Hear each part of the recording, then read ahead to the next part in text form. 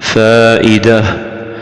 قال الشيخ عبد الرزاق بن عبد المحسن البدر في كتاب أحاديث الأخلاق: قال رسول الله صلى الله عليه وسلم: ما من شيء أثقل في ميزان المؤمن يوم القيامة من حسن الخلق، وإن الله يبغض الفاحش البذيء.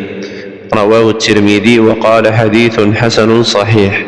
الشرح: في هذا الحديث الشريف يبين النبي صلى الله عليه وسلم عظم منزلة حسن الخلق وثقله في ميزان العبد يوم القيامة، ويدل ذلك على أن حسن الخلق من أعظم القربات وأجل الطاعات التي تثقل الميزان يوم القيامة، كما يحذر الحديث من الفحش والبذاءة، ويبين بغض الله عز وجل لذلك.